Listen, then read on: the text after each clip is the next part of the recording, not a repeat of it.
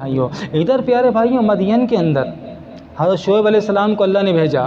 مدین یہ جگہ ہے پیارے بھائیوں، ادھر حضرت شعیب علیہ السلام کو بھیجا۔ مدین کے لوگ کام کیا کرتے ہیں؟ ایک تو کفر کرتے ہیں، اپنے ہی ہاتھوں سے بنائے گئے بتوں کی پوجا کرتے ہیں، دوسرا ناپ تول میں کمی کرتے ہیں، تیسرا کام کیا کرتے ہیں؟ جو لوگ شعیب علیہ السلام کا درس سننے کے لیے ان کی بارگاہ میں جاتے ہیں پیارے بھائیوں، ان کو پتھر مارتے ہیں، ان کو روکتے ہیں، طرح طرح سے ان کو تکلیفیں دیتے ہیں۔ شعیب علیہ السلام نے ان کو بہت فرمایا، بہت سکھایا، بہت سمجھایا، لوگوں باز آ جاؤ، توبہ کرو، اللہ عز و جل کی بارگاہ میں لوٹ آؤ۔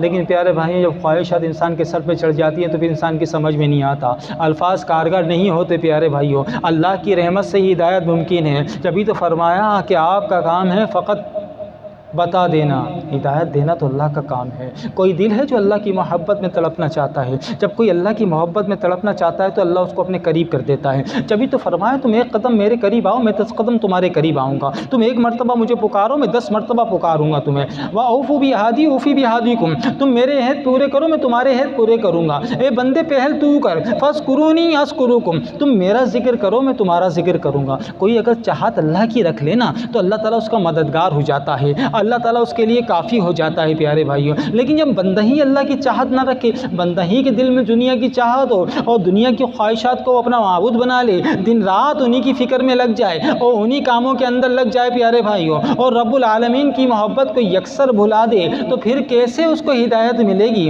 کیونکہ وہ ہدایت کا متلاشی نہیں، ہدایت کا خواہش مند نہیں ہے پیارے بھائیوں۔ یہاں پہ طلب تو کرو، اتنا تو کر لو، کوشش تو کرو۔ ہم خود کو بدل نہیں سکتے، خواہش تو کر سکتے ہیں۔ جس طرح اچھے کھانے، اچھے پہننے، اچھے رہنے، اچھے لباس کی خواہشات پیارے بھائیوں دل کے اندر ہوتی ہیں دیگر چیزوں کی، پیارے بھائی اس طرح ایک خواہش رب العالمین کی بھی تو ہو، رب کی رضا کی بھی تو ہو۔ تمہارے دلوں میں اگر رب کی رضا کی خواہش آ جائے تو پھر دیکھنا رب تم پہ مہربان ہو جائے گا اور تمہیں وہ راستے عطا کر دے گا، وہ آسانیاں دے دے گا کہ تم رب کی رضا کے کاموں میں لگ جاؤ گے۔ اللہ تعالیٰ جب اپنا فضل فرماتا ہے جس سے، اس سے راضی ہو جاتا ہے۔ انسان کی مجال نہیں ہے کہ وہ رب العالمین کی قربت کو پا سکے۔ رب العالمین جب دیکھتا ہے کسی بندے کی کاوشوں کو، اس کی جد و جہد کو، اس کے دن اور رات کو، اس کے شب و روز گریہ و زاری کو، تو اس وقت وہ اپنا فضل فرماتا ہے اور خود ہی اپنے بندے کو اپنے قریب کر لیتا ہے، ورنہ بندے کی کیا مجال۔ حضرت صفوان رضی اللہ رحمۃ اللہ تعالیٰ علیہ پیارے بھائیوں کثرت سے عبادت کی، ایک مرتبہ دل میں خیال آ گیا اللہ کی کثرت سے عبادت کرتا ہوں۔ ایک رات پیارے بھائیوں پاؤں کے اندر ایک نس کھس گئی، ایسی تکلیف کہ تکلیف سے آنکھوں سے آنسو نکل جاتے، قیام اور رکوع بڑا مشکل ہو گیا، پریشان ہو گئے، آخر کار گریہ کیا رات میں، اے اللہ اس تکلیف نے تو نمازوں سے، ذکر سے، فکر سے دور کر دیا۔ رب نے دل میں الہام کیا، اے صفوان تو سوچ رہا تھا نا کہ تو نے عبادت کی، اے صفوان تو یہی سمجھ رہا تھا کہ آج تک جو عبادت ذکر و فکر کی تو نے کی، اے صفوان دیکھ لے تو کتنا کمزور ہے کہ تیری ایک رگ ہل جائے تو تو کسی قابل نہیں۔ آج تک تو نے جو عبادت و ریاضت ذکر و فکر کی تو وہ میری عطا سے، میرے فضل سے کی۔ سب سے بڑا فضل تو یہی ہے کہ بندے تجھے تیرے اپنے ذکر میں لگا دیا، تجھے اپنے ذکر میں لگا دیا، تیرے اوپر سب سے بڑا فضل تو یہی ہو گیا، تجھے اپنے محبوبین کے ذکر میں لگا دیا۔ اگر کسی کو وہ اپنے دوستوں کے ذکر میں لگا دے تو جان لے پھر وہ محروم نہیں رہے گا۔ کیوں؟ کیونکہ اس کی غیرت گوارا نہیں کرتی کوئی اس کے دوستوں سے جڑ جائے اور پھر محروم رہو، وہ ہرگز یہ گوارا نہیں کرتا، اس کی غیرت بڑی ہے دوستوں کے معاملے میں پیارے بھائی۔ آپ دیکھیں نا وہ اصحاب کہف کا کتا قطمیر کیا ہے، دوستوں کے ساتھ ہے نا، اس لیے جنت میں انسانی شکل میں جائے گا۔ نسبت نے کیسا کمال کر دیا، نسبت نے پیارے بھائیوں اس کی اصل کو بدل ڈالا۔ نسبت بڑی طاقتور ہوتی ہے، ہاں نسل کی تاثر کو ختم کر دیتی ہے۔ ابو جہل کتنا بڑا سرکار کا دشمن ہے، حضور نے فرمایا ہر امت کا اندر کوئی نہ کوئی فرعون ہوتا ہے، میری امت کا فرعون ابو جہل ہے پیارے بھائیوں۔ لیکن اکرمہ بن ابو جہل، حضرت اکرمہ رضی اللہ تعالیٰ عنہ رسول اللہ سے نسبت ہو گئی، نسل کے اثرات ختم ہو گئے، نسبت کے اثرات جاری ہو گئے کہ آج میں اور آپ کہتے ہیں حضرت اکرمہ رضی اللہ تعالیٰ عنہ اللہ ان سے راضی ہے، اللہ سے راضی ہے، اللہ کی ان پہ خوب رحمت و رضوان کی بارش ہو۔ کیسا مقام مل گیا نسبت سے، نسبت میں بڑی تاثیر ہے پیارے بھائیوں، لہٰذا دوستوں سے جڑ جاتے ہیں۔ یہ سفر کربلا امام پاک کا سفر ہے، اہل بیت اطہار کا سفر ہے۔ آپ نے دینوں کو قربان کیا، وقت کو قربان کیا، آپ نے اپنے پیارے بھائیوں کاموں کو قربان کیا۔ کس لیے کیا؟ امام پاک کے لیے کیا۔ میرے امام پاک غنی ہیں، اللہ نے جیسی ان کو شان دی ویسے غنی ہیں۔ آپ اہل حق میں ہو، آپ امام پاک کے شہزادوں کے چاہنے والے ہو۔ ہاں حسنی حسینی سرکار غوث پاک کے دیوانے ہو، حسینی شہزادے غریب نواز کے چاہنے والے ہو، ان کی طرز فکر کے اوپر ذکر سفر کربلا کر رہے ہو۔ نہ ہمارے پاس طرز فکر خارجیوں والی ہے، نہ رافضیوں والی ہے، ہمارے پاس طرز فکر جو ہے قادریوں والی ہے اور چشتیوں والی ہے، الحمدللہ۔ اسی کے دائرے میں رہتے ہوئے، مسلک حق اہل سنت والجماعت کی حدود و قیود کے دائرے میں رہتے ہوئے ذکر حسین کر رہے ہیں پیارے بھائیوں، تو آپ کیسے محروم رہ جاؤ گے؟ یہ کرم ہے پیارے بھائیوں۔ قوم مدین کو شعیب علیہ السلام نے بہت سمجھایا، جب نہیں سمجھے تو بدعا دی، بس بدعا دی۔ حضرت جبریل آ گئے، کہنے لگے شعیب آپ اپنے ساتھیوں، اہل خانہ، گھر والوں کے ساتھ اور مومنین کے ساتھ مدین کو چھوڑ دیجئے، یہاں پہ اللہ کا عذاب آنے والا ہے۔ شعیب علیہ السلام کی بدعا سے وہاں پہ گرمی پڑنا شروع ہو گئی، لوگ گھر میں بھی نہیں بیٹھ سکتے تھے، باہر نکلے باغات کا رخ کر لیا۔ شعیب علیہ السلام نے بولا اب بھی توبہ کر لو، کہا نہیں یہ تو دور ہو جائے گی، ہم ہرگز اپنے خداؤں کو نہیں چھوڑیں گے۔ اپنی بہرحا روی میں کتنے سخت ہیں، اپنے گناہوں کے اندر کتنے سخت و دلیر ہیں کہ اتنا کچھ دیکھنے کے بعد بھی باز نہیں آئے۔ شعیب علیہ السلام اہل ایمان کو لے کے پیارے بھائیوں مدین سے نکلے ہیں، یہاں حضرت جبریل علیہ السلام نے کہتے ہیں ایک پھونک ماری، بس پھونک مارنا تھا، وہ ایسی پھونک تھی، جو ایسی ہوا تھی، ایسی چنگار تھی جو آپ کی منہ سے نکلی پیارے بھائیوں، وہاں کیا ہوا، یہ سب غرق ہو گئے، یہ سب غرق ہو گئے۔ پھر حکم ہوا ہے شعیب آپ چلے آئیں دوبارہ مدین کو آباد کریں۔ آپ گئے دوبارہ پیارے بھائیوں شہر مدین کو آباد کیا، لیکن بار بار اپنی قوم کی یاد آتی رہی، ان کے غم میں آنسو بہاتے رہے، یہاں تک کہ اتنے کثرت سے روئے کہ آپ کی بینائی جاتی رہی۔ آپ ہی کی شہزادی ہیں حضرت صفورہ رضی اللہ تعالیٰ عنہ، جن سے حضرت موسیٰ علیہ السلام کا نکاح ہوا۔ یہ موسیٰ علیہ السلام پیارے بھائیوں، فرعون نے سوچا کہ میں کیا کروں گا، تقدیر کو بدل دوں گا۔ فرعون نے خواب دیکھا کہ میرا تخت اوندھا ہو گیا، صبح نجمیوں کو بلوایا کہ میں نے خواب دیکھا ہے میرا تخت اوندھا ہو گیا ہے۔ کہ فرعون عن قریب بنی اسرائیل کے اندر ایک ایسا شخص پیدا ہوگا جو تیرے تخت کو الٹ دے گا، تیری سلطنت کو ختم کر دے گا۔ کہ ٹھیک ہے میں بنی اسرائیل میں بچوں کی پیدائش پہ پابندی لگا دیتا ہوں۔ الغرض اس نے ہر طریقے سے پابندی لگائی، شادیوں پہ پابندی، ازواج کی ملاقات پہ پابندی، لیکن ناکام ہوا۔ پھر نجیمیوں نے کہا وہ بچہ باپ کی سلب سے ماں کی رحم میں داخل ہو چکا، تو کہا جتنے بھی بچوں کی پیدائش ہو سب کو قتل کر دو، جتنے بھی بچوں کی پیدائش ہو سب کو قتل کر دو۔ موسیٰ علیہ السلام کی والدہ، جب موسیٰ علیہ السلام دنیا میں تشریف لے کے آئے پیارے بھائیوں، فرعونی فوج گھر گھر کی تلاشی لے رہی ہے، گھر گھر کی تلاشی لے رہی ہے، جہاں کوئی بچہ نظر آئے اس کو قتل کر دے معاذ اللہ۔ آپ کے گھر کے اندر بھی آئے، اللہ عز و جل نے الہام کیا موسیٰ علیہ السلام کی والدہ سے کہ اپنے بچے کو آگ کے تندور میں ڈال دے، کہا میرا بچہ، کہا تیرے بچے کو کچھ نہیں ہوگا، یہ ہمارا نبی ہے، ہمارا کلیم ہے، اور نبی پیدائشی نبی ہوتا ہے، نبی 40 سال کے بعد نبی نہیں بنا کرتا، نبی پیدائشی ہوتا ہے کہ عالم ارواح میں چنا ہوا ہوتا ہے، یہ پاک ہوتا ہے، نور ہوتا ہے، بچپن سے مشاہدہ حق کے اندر ہوتا ہے، ماں کی گوشت سے لے کے مشاہدہ حق میں ہوتا ہے، لہذا تو اس کو تندور میں ڈال دے۔ آپ نے تندور میں ڈال دیا پیارے بھائی، سارا گھر چیک کر کے چلے گئے، لیکن فرعون کے پیارے بھائیوں ان سپاہیوں کو موسیٰ علیہ السلام نہ ملے۔ کچھ وقت آپ کی والدہ نے ان کو دودھ پلایا، لیکن خبریں چھپتی نہیں، گھبراہٹ ہو گئی۔ اللہ نے دل میں الہام کیا کہ تم کیا کرو، موسیٰ کو صندوق کے اندر ڈال کے دریا قلزم میں چھوڑ دو۔ آپ نے ایک صندوق لیا، موسیٰ علیہ السلام کو اس میں رکھا اور دریا کے اندر چھوڑ دیا۔ اللہ نے فرمایا ہم تمہیں دوبارہ موسیٰ سے ملوا دیں گے، ہماری تدبیر، ہماری تقدیر ان لوگوں کی ساری تدبیروں پہ غالب ہے۔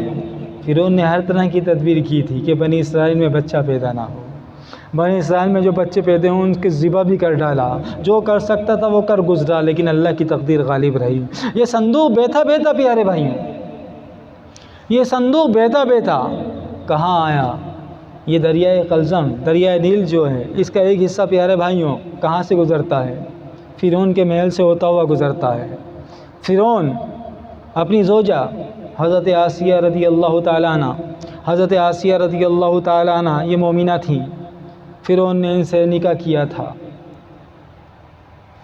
یہ اپنے شوہر کے ساتھ بیٹھی ہوئی ہیں اس جگہ پہ جہاں پہ دریا کا پانی محل میں ہوتا ہوا جاتا ہے، کہ دیکھا ایک صندوق آیا ہے۔ جیسی صندوق آیا ہے فرعون نے سپاہیوں کو حکم دیا، سپاہی فوراً دوڑے صندوق کو نکال کے لائے۔ صندوق کو نکال کے لائے، جب کھولا گیا تو ایک ننھا خوبصورت سا پیارا سا معصوم سا اتنا اعلیٰ بچہ کہ آنکھوں نے ہزاروں بچے دیکھے، سارے ہی بچے بڑے اعلیٰ ہوتے ہیں، بڑی پیاری صورتیں ہوتی ہیں، لیکن یہ بچہ تو کچھ انوار و تجلیات الگ ہی لے کے پیدا ہوا ہے۔ اس بچے کا چہرہ دیکھنے کے بعد پیارے بھائی فرعون جیسا سخت دل بھی نرم دل ہو گیا، اس کے دل میں بھی محبت گھر کر گئی۔ حضرت آسیہ نے کہا ہمارے پاس اولاد نہیں، کیوں نہ ہم اس بچے کو پال لیں اپنی اولاد کی طرح۔ کہا ٹھیک ہے پیارے بھائیوں، بچے کو لے لیا گیا گود میں۔ اب پریشانی یہ ہے کہ بچہ تو شیر خوار ہے، کیوں نہ اس کو اعلان کیا جائے کہ کوئی دائیا آئے اس کو دودھ پلائے۔ اعلان کیا گیا پیارے بھائیوں، دائیا مختلف آئیں فرعون کے دربار میں۔ موسیٰ علیہ السلام نے کسی دائی کی طرف رخ ہی نہیں کیا، بہت کوشش کی دائیوں نے لیکن ناکام ہو گئیں، یہاں تک کہ موسیٰ علیہ السلام کی بہن نے بتایا کہ فلاں فلاں جگہ پہ ایک عورت ہوتی ہے، بڑی پارسا ہے، اگر آپ وہ کہیں تو میں اس کو لے کے آؤں، یقیناً یہ بچہ ان کا دودھ پی لے گا۔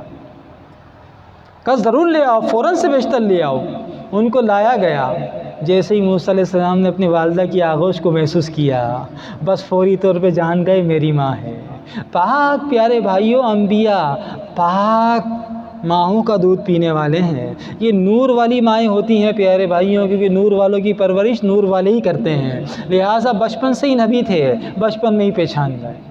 ابھی موسیٰ علیہ السلام پیارے بھائیوں کم سن ہیں، کم عمر لڑکے ہیں پیارے بھائیوں، بہت چھوٹے بچے ہیں۔ کیا حامان نے بولا فرعون کو، اے فرعون میں نے بچوں کو دیکھا لیکن یہ بچہ سب سے انوکھا ہے، یہ بچہ سب سے انوکھا ہے، جب سے محل میں آیا ہے تب سے اس پہ نظر رکھا ہوا ہوں، آج یہ بچہ 6-7 سال کا ہو گیا ہے، آج یہ بچے کی حالت ایسی ہے کم سن بچے کی کہ میں اس کو دیکھتا ہوں، اس کے اندر بچپنا کچھ نظر نہیں آتا، اس کے اندر سنجیدگی بردباری نظر آتی ہے، علم نظر آتا ہے، اس عمر میں بھی شرارتیں نہیں ہیں، یہ بچہ سب سے مختلف ہے۔ مجھے لگتا ہے یہ وہی بچہ تو نہیں، یہ وہی بچہ تو نہیں جس کی پیشن گوئی ہوئی تھی۔ حامان کا کام ہی شک ڈالنا تھا، اس نے شک ڈال دیا فرعون کو، فرعون بھی چونک گیا۔ سب سے زیادہ محبت تو فرعون کو اپنے تخت سے تھی، اپنے جاہ و منصب سے تھی، اپنی بنائی ہوئی دنیا سے تھی، خود خدائی کا دعویٰ کر بیٹھا تھا، خدا بنا بیٹھا تھا، تو کیسے چھوڑ سکتا تھا اتنی آسانی سے خدائی؟ کہنے لگا ضرور ضرور اس کو آزمایا جائے، اس بچے کو آزمایا جائے، ہو سکتا ہے یہ وہی ہو۔ کہا ٹھیک ہے، پھر دیکھتے ہیں اس کے اندر ابھی تک جو میں نے نوٹ کیا ساری مدبرانہ صلاحیتیں ہیں، بڑی اعلیٰ صلاحیتیں ہیں جو بچوں میں نہیں ہوتی بچپن میں۔ کہا پھر کیا کیا جائے؟ کہا ایک تھال کے اندر لال و یاقوت رکھے جائیں، ایک تھال میں انگارے رکھے جائیں، امتحان لیا جائے بچے کا۔ بچہ سمجھدار ہے تو یقیناً لال و یاقوت پہ ہاتھ مارے گا، اور واقعی بچہ ہے تو پھر تو کہیں پہ بھی ہاتھ مار دے گا اور انگاروں پہ بھی ہاتھ مار دے گا۔ کہا ٹھیک ہے، دونوں چیزیں لائی گئیں، سامنے رکھ دی گئیں۔ موسیٰ علیہ السلام کا امتحان ہے۔ موسیٰ علیہ السلام نے دیکھا دونوں تھالوں کو، آپ نے ہاتھ اٹھایا اور لال و یاقوت کی طرف بڑھایا، ہاتھ بڑھایا، لال و یاقوت کی طرف بڑھانے کا ارادہ کیا، یا ہاتھ بڑھایا اور اللہ نے فرمایا جبریل کہا یا رب جلیل، کہا فوراً جاؤ، میرا موسیٰ تو ابھی سے اعلان نبوت کر رہا ہے، اس کا ہاتھ پکڑو، انگاروں میں لے جاؤ، اعلان نبوت تو 40 سال کے بعد ہوگا۔ جبریل امین آئے، ہاتھ کو پکڑ کے انگاروں میں لے گئے، آپ نے انگارہ اٹھایا، منہ میں رکھ لیا۔ بعض روایتوں میں اس لیے آپ کی زبان میں تھوڑی لکنت ہوئی تو جبھی اللہ نے وہ دعا سکھائی، رب اشرح لی صدری ویسر لی امری واحلل عقدۃ من لسانی یفقہوا قولی۔ تو پیارے بھائیوں، موسیٰ علیہ السلام کہاں پرورش پا رہے ہیں؟ فرعون کے گھر میں۔ دیکھو خدا کی تقدیر، سب کی تدبیر پہ غالب ہے، سب کی تدبیروں پہ غالب ہے۔ یہاں تک کہ پیارے بھائیوں آپ جوان ہوئے اور آپ کو پتہ تھا کہ میں کون ہوں، میں کیا ہوں، کس مقصد کے لیے ہوں۔ آپ نے غریبوں کی مدد کرنا شروع کر دی۔ بنی اسرائیل کو پیارے بھائیوں فرعونیوں نے غلام بنا کے رکھا تھا، ان سے سارے غلامانہ سلوک کرواتے تھے، کیونکہ یہ انبیاء علیہ السلام کی نسل میں سے تھے، یہ انبیاءوں کے طور طریقے پہ تھے، فرعون کی خدائی کا انکار کرتے تھے، لہٰذا ان کے ساتھ ظلم کیا جاتا تھا، تمام قسم کے ظلم انہی کے ساتھ کیے جاتے تھے۔ حضرت موسیٰ علیہ السلام نے ان کی داد رسی کرنا شروع کر دی۔ موسیٰ علیہ السلام کو روکنے والا بھی کوئی نہیں تھا۔ ایک مرتبہ آپ نے دیکھا ہے کہ بنی اسرائیلی کے اوپر ایک فرعونی نے کیا کیا، لکڑیوں کا گٹھا رکھ دیا، اور گٹھا اتنا مضبوط تھا کہ وہ بیچارہ کمزور تھا، اٹھا نہیں پا رہا تھا۔ جیسے ہی وہ رکے تو یہ کوڑے برساتا، آپ کو جلال آ گیا، آپ اس کے پاس گئے اور ایک ہاتھ مارا، بس آپ کا صرف ہاتھ مارنا تھا پیارے بھائیوں، جو نارملی انداز میں ہاتھ مارا جاتا ہے اس انداز میں، لیکن پیارے بھائی یہ ہاتھ بھی تو موسیٰ کا تھا، اللہ کے کلیم کا تھا، اس انداز میں نکلا کہ وہ واصل جہنم ہو گیا۔ اب کیا تھا؟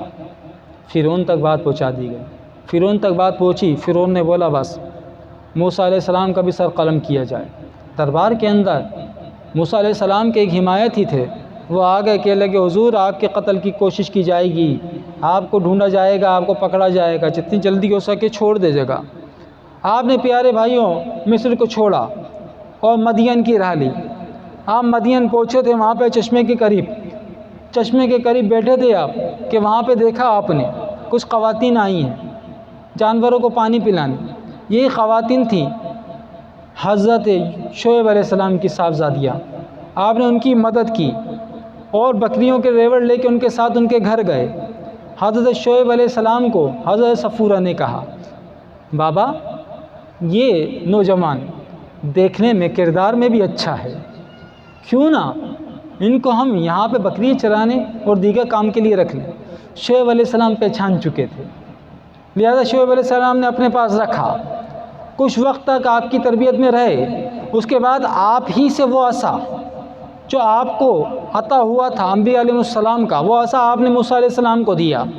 موسیٰ علیہ السلام کی شادی حضرت صفورہ رضی اللہ تعالیٰ عنہ سے ہو گئی۔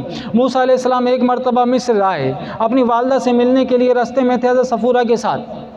حضرت صفورہ کو پانی کی طرح، حضرت صفورہ کو ٹھنڈ لگنے لگی، درخت کے نیچے بٹھایا، کہ لگے چلو میں آگ کی تلاش کرتا ہوں، تو سامنے آپ کو ایک روشنی نظر آئی۔ آپ نے کہا یقیناً دور ایک روشنی ہے، یقیناً یہ آگ ہے، میں وہاں سے جا کے آگ لے کے آتا ہوں۔ آپ ادھر گئے، جب قریب گئے تو دیکھا ایک درخت ہے جو پورا روشن اور منور ہوا ہے، بالکل آگ کی مانند روشن ہے، کہ وہاں پہ پہنچے تو آواز آئی اے موسیٰ میں تیرا رب ہوں۔ یہ وادی جنگل جو ہے یہ مقام طویٰ ہے، لہذا تم اپنے نالین اپنے پاؤں سے جدا کرو اور قریب آؤ، میں نے تمہیں نبی بنایا، لہذا تم کیا کرو، فرعون کے پاس جاؤ، اس کو تبلیغ کرو، اس کو ہدایت کیا کہو، جب وہ تم سے معاوضہ طلب کرے تو تمہارے ہاتھ میں یہ عصا ہے، اس کو یہاں پہ چھوڑو۔ جیسے ہی چھوڑا دیکھا وہ اژدہا بن گیا۔ آپ کو تھوڑی گھبراہٹ ہوئی، اللہ نے فرمایا موسیٰ گھبراؤ نہیں، یہ تمہارا مطیع و فرما بردار ہے، دوبارہ اس کو پکڑ لو۔ آپ نے دوبارہ پکڑا، وہ دوبارہ عصا بن گیا۔ پھر فرمایا اپنا ہاتھ سیدھا بغل میں ڈالو۔ آپ نے بغل کے اندر ڈالا، پھر نکالو، دیکھا تو وہ سورج سے زیادہ چمکدار روشن ہو گیا، ید بیدا کا معجزہ۔ یہ دو معجزات آپ کو عطا کیے اور کہا جاؤ موسیٰ کے پاس، جاؤ فرعون کے پاس اے موسیٰ۔ اور موسیٰ علیہ السلام فرعون لعین کے دربار میں پہنچے، اس کو دعوت حق دی، اے فرعون اللہ عز و جل کے دین کو قبول کر، وحدہ لا شریک ذات اللہ ہی کی ہے، توبہ کر اپنے گناہوں پہ، معبودان باطل اور خواہشات کی پیروی کو ترک کر دے، اللہ عز و جل کی اطاعت اور فرما برداری میں لگ جا۔ فرعون نے کہا میں تمہیں کیسے مان لوں کہ تمہیں اللہ نے بھیجا ہے؟ اگر تمہیں اللہ نے بھیجا ہے تو کوئی دلیل ہے، کوئی دلیل ہے تو کوئی معجزہ تو دکھاؤ۔ آپ نے فرمایا ٹھیک ہے میں تجھے دکھاتا ہوں۔ یہ کہ آپ نے پیارے بھائیوں ید بیدا کا معجزہ دکھایا، وہ دیکھ کے سارے درباری دنگ رہ گئے۔ اس کے بعد آپ نے جب عصا کا معجزہ دکھایا تو پیارے بھائیوں فوری طور پہ کیا ہوا، کئی درباری خوف کے عالم میں مر گئے۔ فرعون بھاگتا ہوا پیارے بھائیوں اپنی خاص نشست گاہ میں چھپ گیا جا کے، تو کیا دیکھا کہ اژدہا نے اتنا بڑا منہ کھولا ہے کہ نیچے سے زمین سے لے کے بالکل اس کے محل تک اس کا منہ ہو گیا ہے کہ صرف وہ حکم کا منتظر ہے، وہ فوری طور پہ محل کو پورا منہ میں لے لے۔ یہ خوف زدہ ہو گیا اور چیخنے لگا اے موسیٰ تمہیں اس خدا کی قسم جس نے تمہیں ہمارے پاس بھیجا، اس کو روک لو۔ آپ نے اژدہے کے اوپر ہاتھ رکھا، وہ دوبارہ عصا بن گیا۔ کہا ٹھیک ہے میں نے دیکھ لیا، ہو سکتا ہے یہ جادو؟ فرمایا نہیں یہ جادو نہیں، یہ معجزہ ہے۔ کہا ٹھیک ہے چلو پھر مقابلہ کرتے ہیں، میرے پاس جتنے بھی جادوگر ہیں ان کا تم مقابلہ کرو گے، اگر تم جیت گئے تو سب ایمان نہیں آئیں گے۔ آپ نے فرمایا ٹھیک۔ ایک مقررہ دن رکھ لیا گیا پیارے بھائیوں، تمام جگہ پہ دعوت دے دی گئی، لوگ دور و نزدیک کے جمع ہونے شروع ہو گئے اور تمام ممالک سے پیارے بھائیوں اچھے اچھے جادوگروں کو طلب کیا گیا۔ سارے جادوگر آئے، فرعون نے بولا میں تم کو وہ مراعات دوں گا جو اس سے پہلے تمہارے تصورات میں بھی نہیں آئی ہوں گی، وہ نعمتیں دوں گا، وہ عزتیں دوں گا، وہ تحائف دوں گا جو تم نے سوچا بھی نہیں ہوگا۔ بس کچھ بھی کر کے موسیٰ علیہ السلام کو ڈرانا ہے اور موسیٰ علیہ السلام کو بھاگنے پہ مجبور کر دینا ہے۔ جادوگروں نے بولا ہماری ساری زندگی اسی جادو میں گزری، بڑے بڑے جادوگر ہمارے اساتذہ رہ چکے ہیں، ان کی نگرانی میں ہم نے پوری زندگیاں لگا دی، تم بے فکر رہو، ہم اپنی انتہائی کوشش کر لیں گے۔ آخر کار دن مقرر آ گیا، میدان کے اندر پیارے بھائیوں ساری دنیا کے لوگ جمع ہیں، جو یہ تماشا دیکھنے کے لیے آنا چاہتے تھے، جو تماشا سمجھ کے آ رہے تھے وہ تماشا سمجھ کے آ گئے۔ دیکھیں کیا ہے، ایک طرف موسیٰ علیہ السلام ہے، ایک طرف کئی جادوگر ہیں۔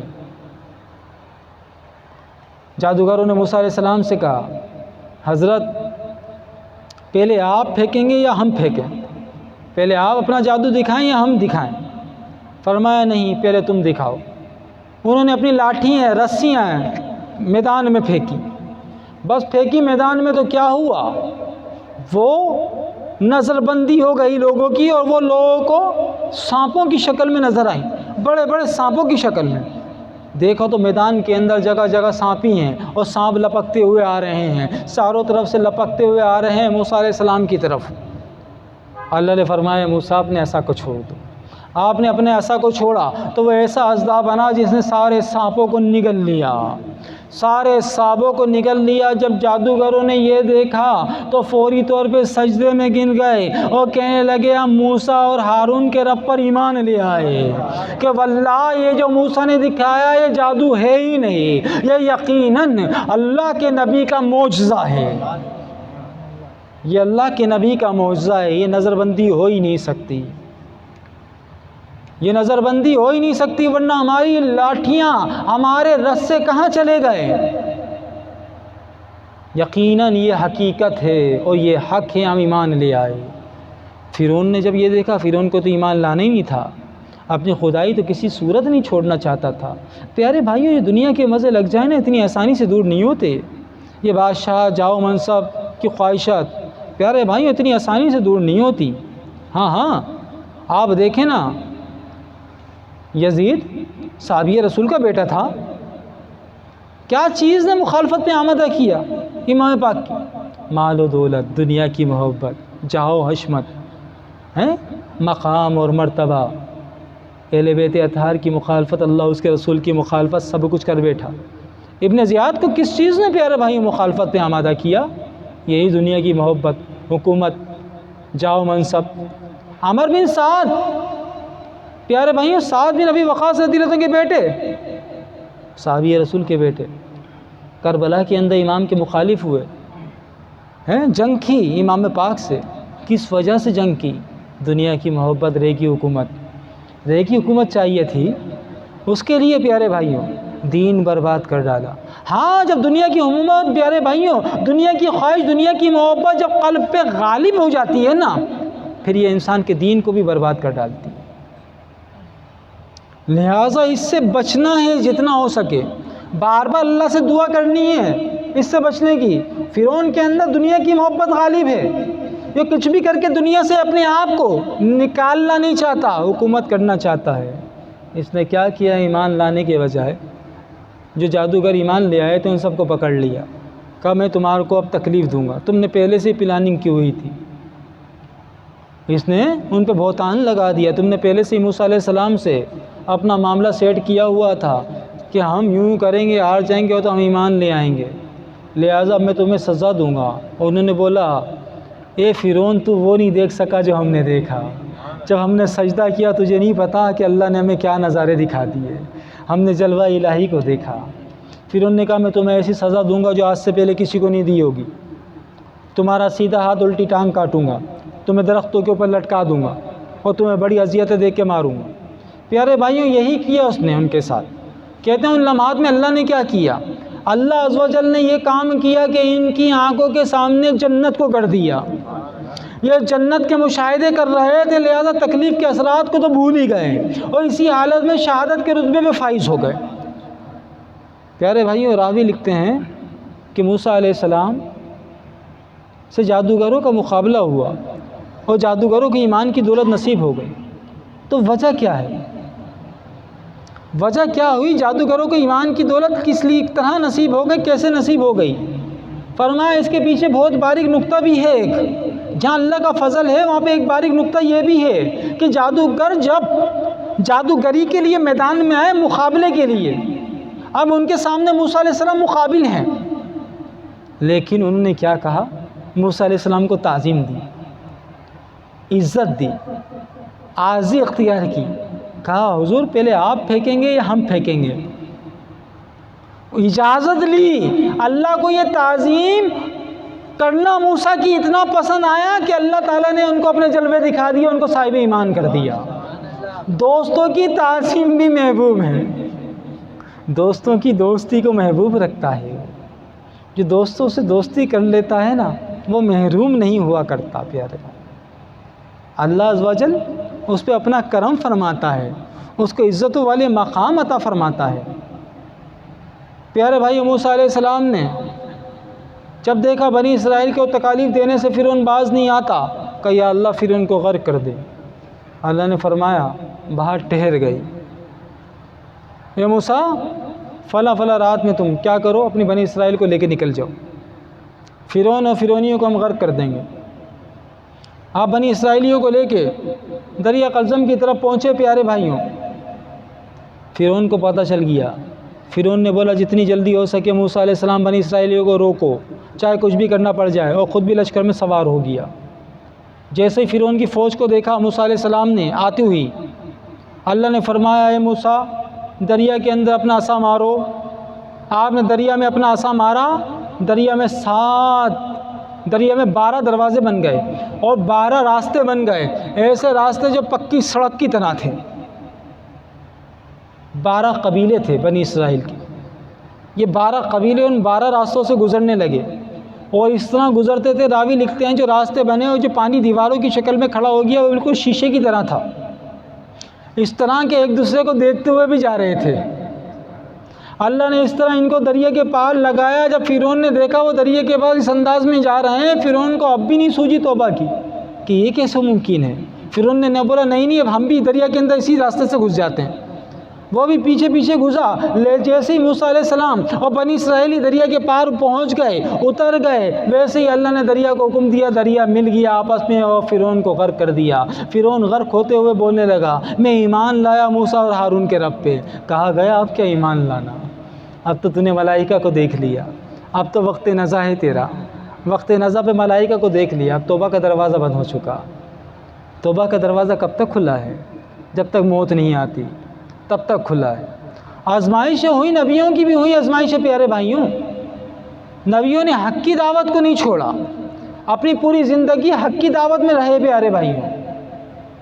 اگر کوئی یہ کہے کہ میں زندگی گزاروں فرعون کی طرح اور آخرت ملے موسیٰ کی طرح، کیا ایسا ممکن ہے؟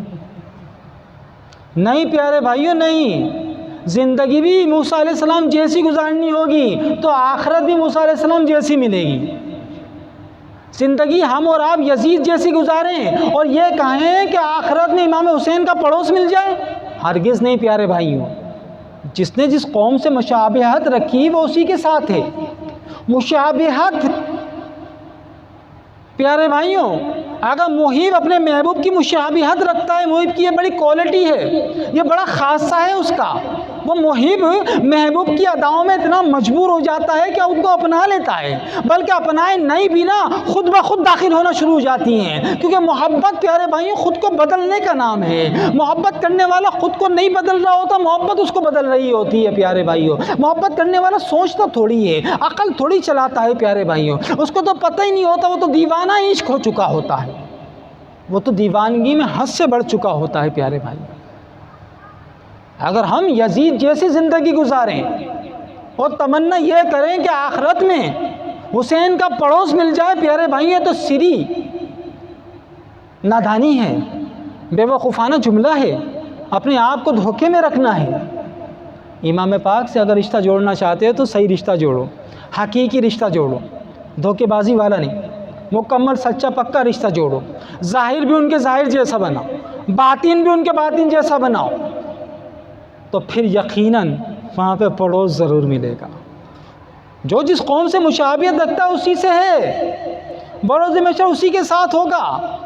حسینی رہنا چاہتے ہو، حسینی لشکر میں آنا چاہتے ہو تو زہیر بن قین کو دیکھنا پڑے گا، حبیب بن مظاہر کو دیکھنا پڑے گا، حضرت حر رضی اللہ تعالیٰ عنہ کو دیکھنا پڑے گا۔ ارے حسین کے لشکر کے اندر تم آتے ہو تو پیارے بھائیوں عباس علمدار کو دیکھنا پڑے گا۔ حسین کے لشکر میں جو بھی ہے نا وہ سب حسینی ہے، حسین کے لشکر میں کوئی ایک بھی یزیدی نہیں۔ تو بھلا پیارے بھائیوں کسی یزیدی کی کیا مجال حسین کے لشکر میں داخل ہو جائے؟ یزیدی تو مخالفت میں ہے، اگر ہم کردار سے یزیدی ہے تو حسین کے لشکر میں نہیں ہے پیارے بھائیوں، حسین کی مخالفین میں ہے۔ تو لہٰذا خدا کے واسطے اپنے آپ کو بدلنا ہے، اگر حقیقتاً حسینی بن